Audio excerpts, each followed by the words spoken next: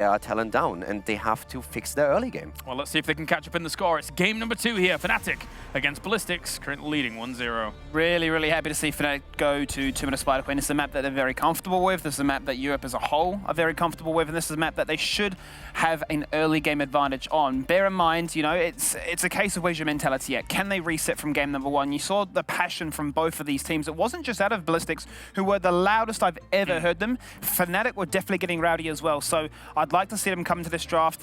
Once again, I felt like Fnatic won that draft before. Same again, but just the execution needs to be a lot cleaner this time around. I think for this, I mean, the playstyle of Fnatic tends to lend towards this. Tomb of the Spider Queen, obviously a favorite of them for quite some time. And so then you look at the mage play, it comes in again there. The Garrosh ban by Ballistics, they're making a statement that, look, we're not worried about the Garrosh. And you got to think Fnatic's like, all right, we can deal with the Garrosh. You have multiple ways to deal with that, especially with Breeze, whether it's the Muradin, whether it's the Johanna, whether it's the Diablo, who also excels on this battleground. But now with the Garrosh ban, I don't think Fnatic was expecting this. I wouldn't even mind if we do see a resurgence of Breeze with his Stitches comp. I mean, right now, I think what you definitely see here is that with the ban on Malfurion, they were thinking about, okay, do we ban out Maiev? Do we go for a Malfurion ban here instead? What do we take away from them? And Malfurion, as we said in the previous draft, has become so oppressive that it's just the better move here to ban him out. Now, when it comes to the map, I think when we're talking about mages, as Jehao just mentioned, there's still a really good chance that we're going to see Gul'dan again. He offers a lot on the map. You have to, of course, also consider that there's still Tracer and Tassadar compositions out there. Tracer has a fantastic track record, and that's something that I could definitely see on the side of Ballistics.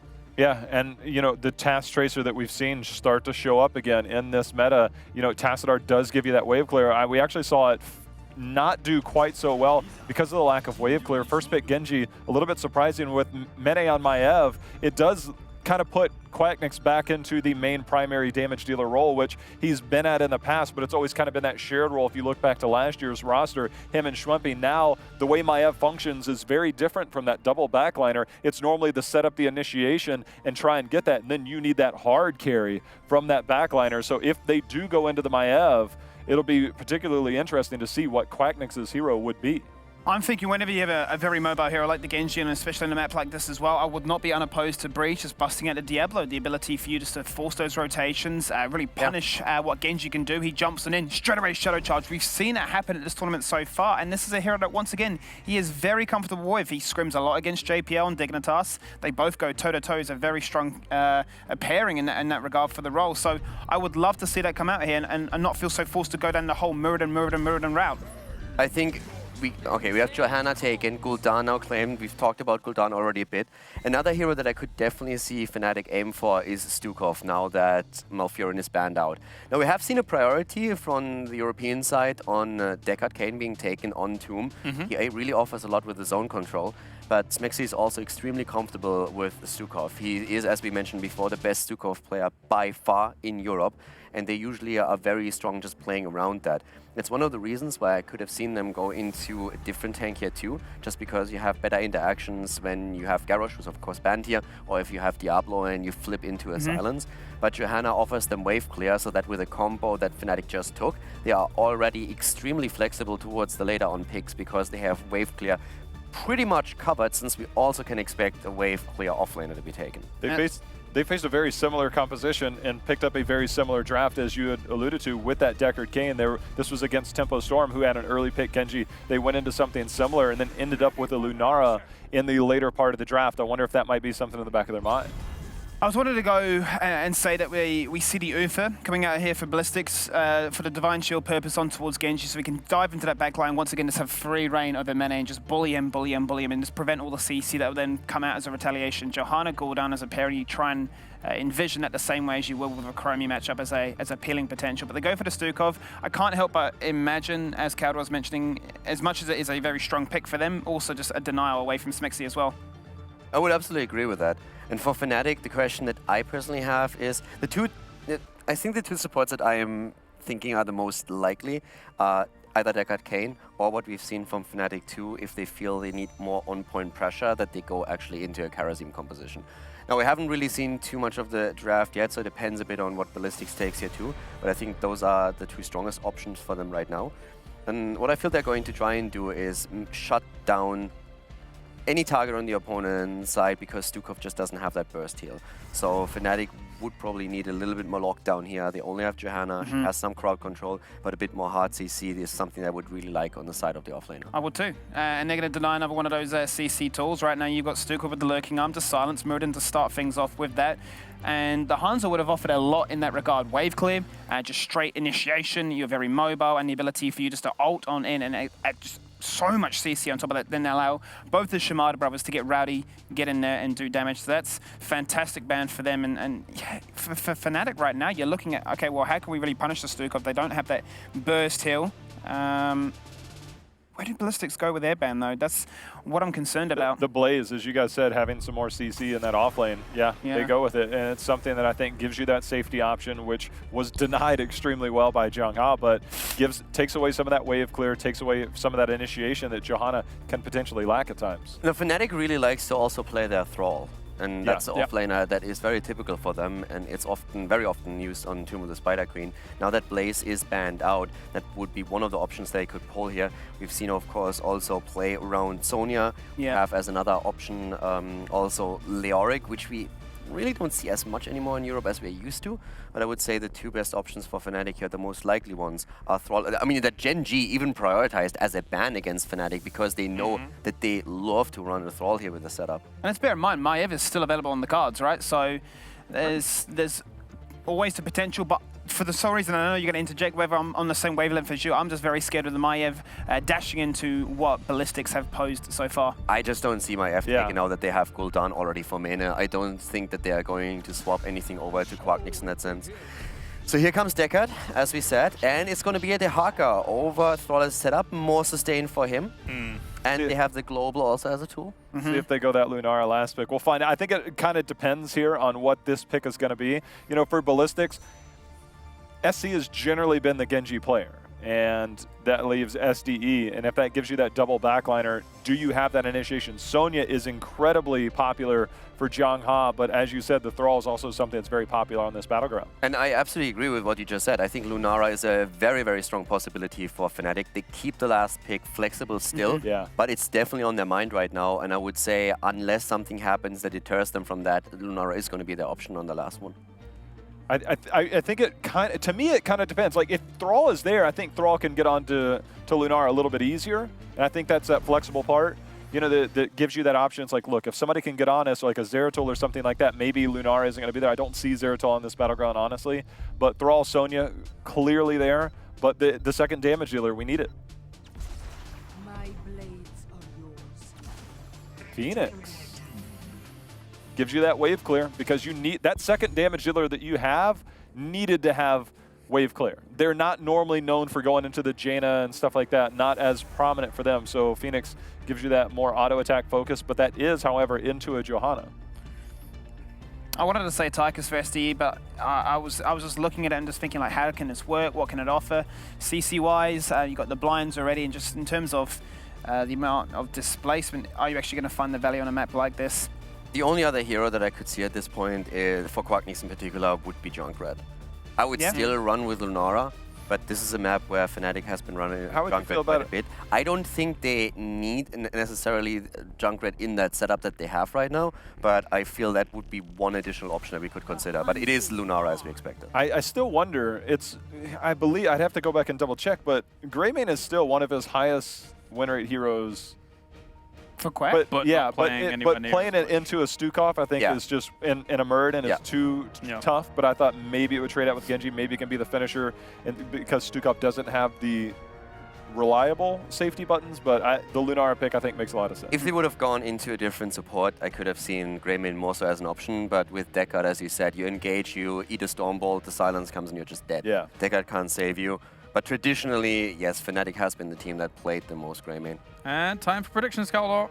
To be honest, I was going for Ballistics, just from how Fnatic played on the last map, but I really like that draft. I really think that they absolutely underperformed on the first map, and I was really disappointed with how they presented themselves, but I think the draft is exactly what they want. They have their Lunara combo again, so I believe that with this they can pull it off, but they definitely need to step it up a notch because the last game was just not there. Okay. Fnatic's map, Fnatic's draft, it's the same again as Caldwell's mentioned in terms of the underperforming. It was definitely a major factor for me. I feel like this is a very EU style of draft as well, just the amount of overwhelming wave clear that they have too. So I'm going to stick to my guns and go Fnatic for the second time and just hope that they can get the 1-1 here. Hard pass. Nope. Well, look, I love Fnatic's draft. I love Fnatic's draft. But I liked it last game too. Yeah. I'm letting it roll. I'm going Fnatic again. Okay. I'm going Ballistics again. I know EU's going to hate me for this moment, but... I mean, you have a good reason here. Yeah.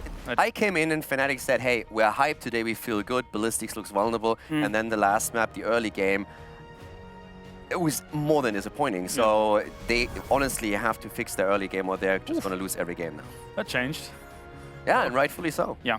If it wasn't for the draft, I would absolutely agree with Ballistics here. I just feel that Fnatic has exactly what they want, and I think after the last game, that was a bit embarrassing in the early game, and they will be eager to redeem themselves now. But as you guys mentioned, it's a good map for them. It's a good draft for them. Let's see. Let's head over to the commentators and see what they think coming into game number 2. Double poison, high wave clear, Europe on Tomb. Hits all the check mark boxes for me. It's good. Yeah, That's I mean, cool. I really like the draft here for Fnatic. They're going back to their strengths. My only concern is I feel like Stukov's great against Lunara, but in terms of wave clear, Ballistics has big problems. Yep. So you're not even flip-flopping here, Wolf. You still with Fnatic? Yeah, I'm not. I'm slightly I'm like 51 Fnatic, 49 Ballistics. Okay, so technically yes. Flip those numbers for Ballistics, that's me. Okay, the Brexit numbers, I get it. All right, have fun, guys. Ouch.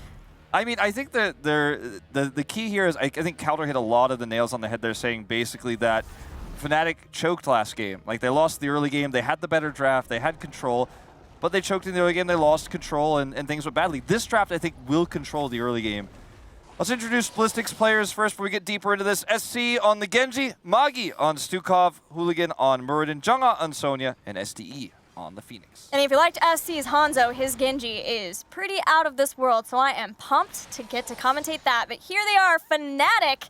Mene playing Gul'dan, Breeze on Johanna, Smexy playing Deckard Cain, Dahaka played by Bad Binny, and Quacknix playing Lunara. And this is late game. This is going to be an overwhelming damage composition with that double poison. But So much scaling. right, this is a different Lunara, granted, but when you look at having to scale that up, there is a lot of kill potential from Ballistics, so Fnatic do need to play safe, make sure that they don't get caught by Ballistics in the early game, just like our analyst panel mentioned. For me, like, I was always inspired by watching Quacknix play this hero, and he was the first player I really looked at in Heroes of the Storm as like a carry player in late game because of this hero on this map. But this is just so iconic Fnatic.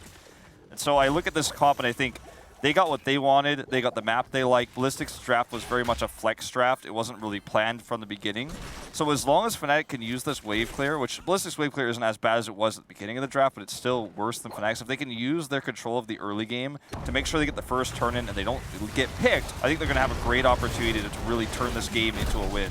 It's a pretty cool little deviation on laning that we saw come out of Fnatic to try to make sure that they would win out on those lanes. Sending Bad Benny's Dahaka up to the top along with Mene so they could clear that out first. They respect Ballistics' ability to get kills in the early game with the Stormbolt, the follow-up Lurking Arm.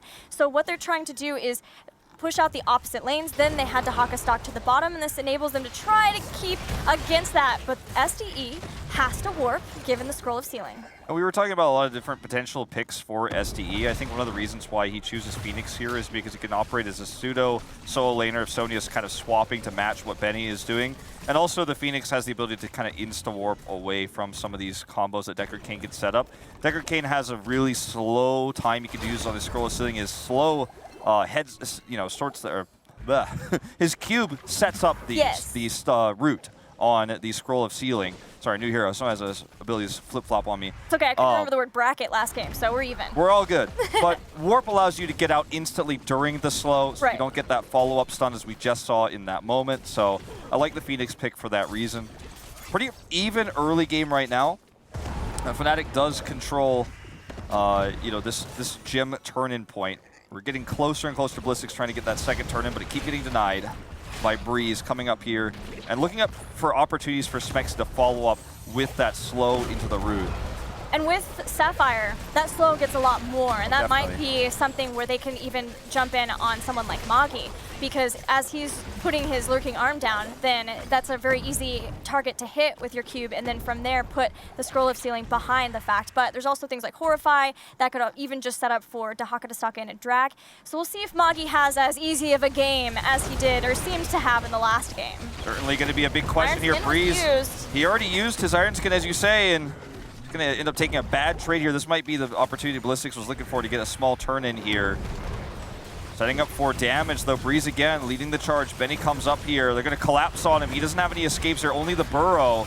It's only going to save him temporarily. Warp away. And Benny's just doing a lot of consistent damage here with this Gul'dan. And it helps him stack up a lot. This is looking like a much better stacking game for Mene than the last one, already sitting at 17 Echoed Corruption stacks. So looking really good. They forced back Ballistics so that they can get more of these gems turned in. And getting them off of Benny is always nice, not having a ton sitting on your solo laner in case Ballistics tries to go for a gank on him. One of the cool things about this draft too for Fnatic is the damage over time versus Genji. He gets almost nothing out of Deflect. Almost nothing at all. Very true. I mean, that's one of the tooltips you'll read on counters to Genji as well. His Deflect, it's only temporary, and damage over time is very powerful against that. So that's one saving grace they have, because Stukov can counteract a lot of that damage with his bio kill switch. You know, now that I think about it, thinking about shield capacitor for Phoenix is really interesting though, but you know, once he gets photonic weaponry at 16, it's not burst down as fast potentially because it is just poisoning, so he gets a little bit longer of having that extra damage. We'll see how that interaction works out, but I've never considered how that would work poison versus the shield capacitor of Phoenix. Yeah, it's a little bit weird, especially with two kind of damage over time heroes. And SDE is going to have to really stay out of the fight for a long time in order to get his shield back, so he doesn't have that beefy health bar that Phoenix would ordinarily have against a less DOT composition. Hooligan looking for the flank again here, just like we saw last game, but Fnatic is just better positioned. The damage is at the back, and Hooligan wastes half his health bar here trying to make this happen. SD is going to be forced to warp away again. Now, Ballistics has a turn-in potentially here, but they just don't have a wave clear setup that allows them to push waves enough to get in position. They're going to need a pick, I think, to close this out. Scroll of Sealing hits, this time rooting down Phoenix. SD doesn't have a shield left, but the target is Jungha Sonya, who is being chased down by all of Fnatic, and this should amount to first blood for Fnatic. Now see, he wants to come in here, deflect, temporarily useful, but he's just getting burned down now by that damage.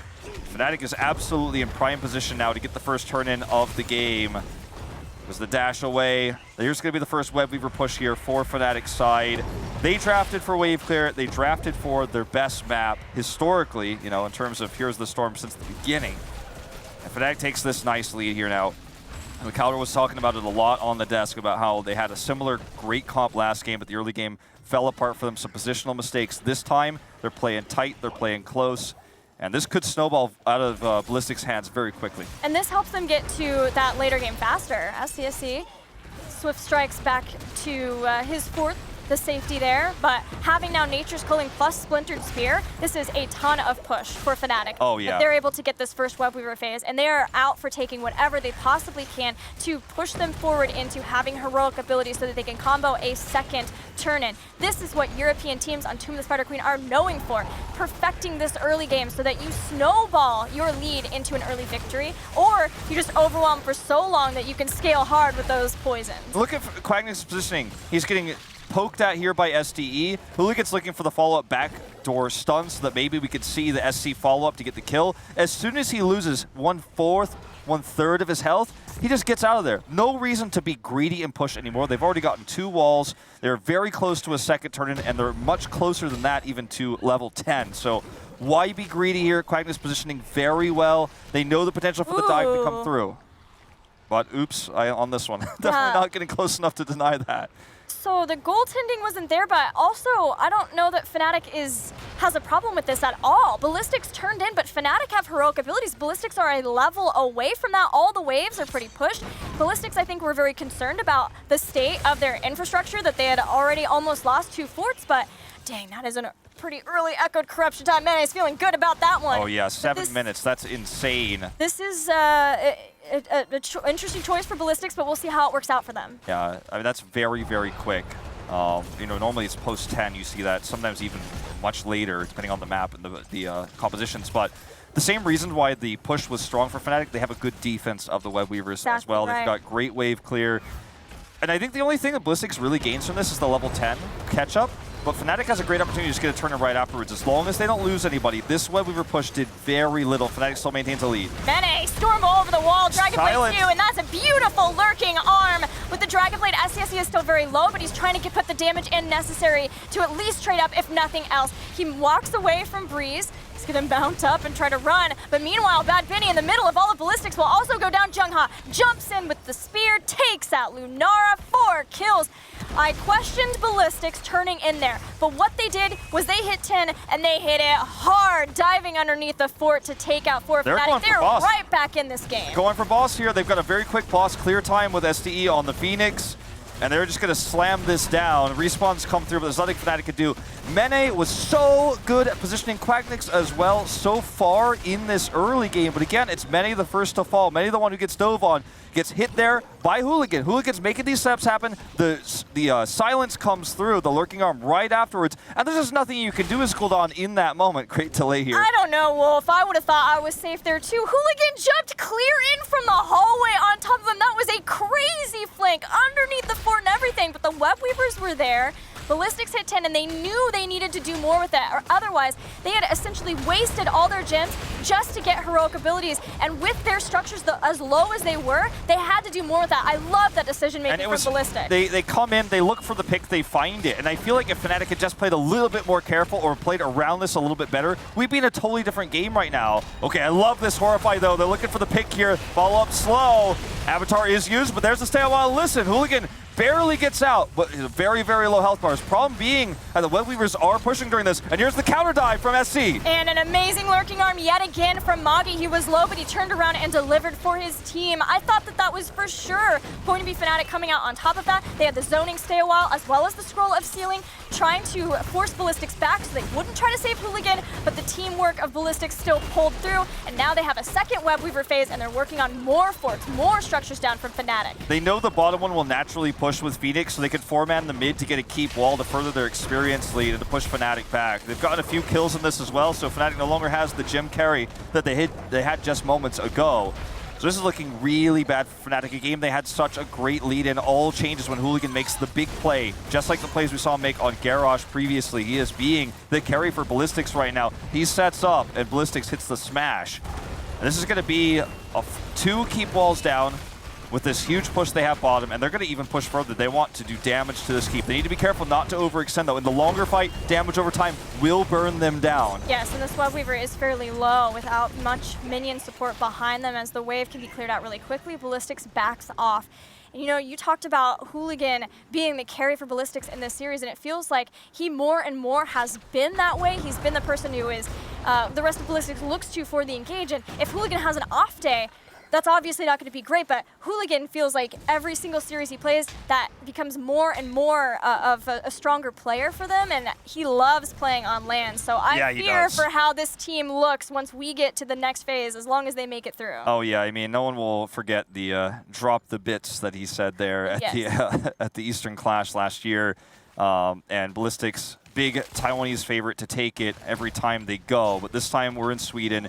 He had a rough start to this group stage. Looks like he's prepped really well and is actually trying to punish some of these rotations. Fnatic's playing around it well, but there's just some things that you can't prepare for. You can't prepare for the angles sometimes when you don't have vision of how that Murden is going to dive in.